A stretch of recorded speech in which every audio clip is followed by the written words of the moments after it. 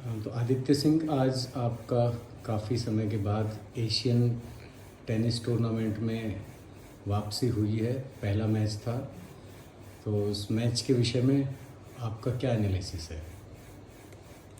किस गेम के किस पार्ट की बात करें? आप ओवरऑल बात कर रहे हैं? आप ओवरऑल पहले अपने गेम के विषय में बताएं कि आप कैसा खेले, आपका ओपोनेंट कैसा था, कैसे आपने पॉइंट लिए, कैसे लूज किए।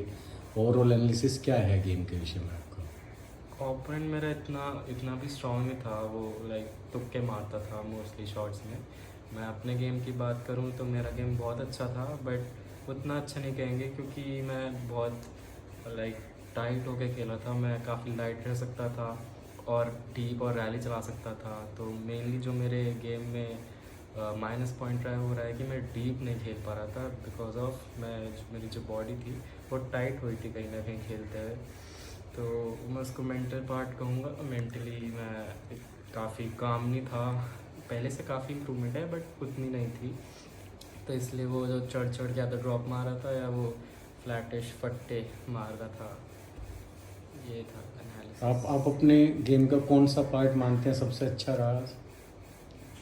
सो रिटर्न एंड रनिंग कोर्ट की जो ओवरऑल मेरे कवरेज थी वो बहुत अच्छी थी।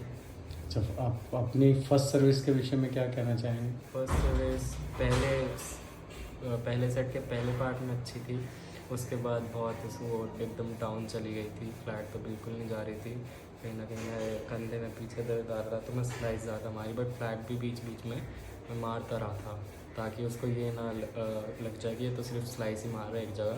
तो ओपोनेंट को ऐसे ही डिस्टर्ब करना चाहिए हमेशा। ओके, तो आप अपने, अगर हम बात करें कि फोरहैंड जो आपका गेम था फोरहैंड का, तो उसमें आप कितने सेटिस्फाइड हैं? फोरहैंड में जो मैंने प्रैक्टिस करी है जिस चीज़ की वो तो मैंने पूरा इम्प्लीमेंट करा, लेकिन अभी और भी इम्प्रूवमेंट चाहिए। और मेनली इम्प्रूवमेंट लाइट में मैं दोबारा कहूँगा, लाइट नहीं था मैं बिल्कुल भी। वैसे टेक्निकली पार्ट मेरा 90-95% परफेक्ट था। ओके, और ओवरऑल बैकहैंड के विषय में क्या कहेंगे? बैक हैंड वही सेम चीज़, मैं टाइट था बैक हैंड में भी, टेक्निकली परफेक्ट। जो मेन प्रॉब्लम मेरी रही है इस मैच में, मैं टाइट रहा हूँ। मैं पूरा ऐसे खुल के, मेरी बॉडी जो थी वो खुल के ऐसे जा नहीं पा रही थी। तो मैं जैसे ही मेंटली काम होऊंगा मेरी बॉडी अपने आप लाइट हो जाएगी, बट पहले से बहुत इम्प्रूवमेंट थी। ओके, जो अपने अपोनेंट की क्या विशेषता आपको लगी, क्या विशेष चीज़ वो कर रहा था कि जिससे पॉइंट गए?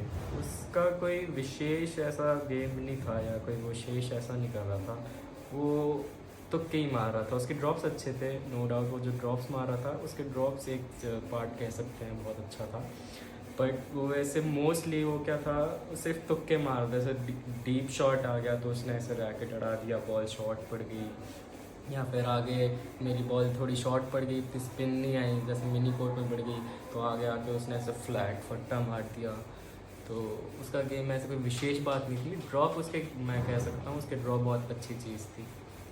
तो आपको कैसे लगता है कि, और मतलब उसको कैसे बेटर टैकल कर सकते थे प्लेयर को? जैसे आपने बीच में देखा होगा कि आपने बहुत अच्छे पॉइंट भी लिए हैं, तो क्या कारण है उसमें, मतलब कैसे आप वो अच्छे क्रिएट कर मैं पाए? उसको डीप खिला के मैं मैच भी निकाल सकता था अगर मैं उसको पूरे टाइम डीप डीप खिला के। कंस्ट्रक्शन और मेरी अच्छी हो सकती थी पॉइंट्स के बीच में।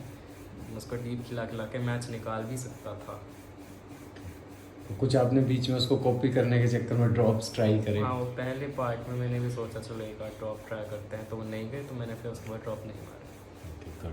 तो ओवरऑल आप अपने गेम को आउट ऑफ 10 क्या रेट करेंगे इसमें? आउट ऑफ 10 जैसे अगर मैं रेगुलरली खेल रहा होता तो मैं आउट ऑफ इसको 5 या 6 रेट करता। बट जैसा कि इट्स बिन अराउंड 7 मंथ्स, तो ये मेरी पहली टूर्नामेंट या पहला मैच है जो इतना कम्पिटिटिव रहा है, तो उस बेसिस पे मैं 7 रेट करूँगा। 7.5। Okay, great. Thank you, all the best for next game.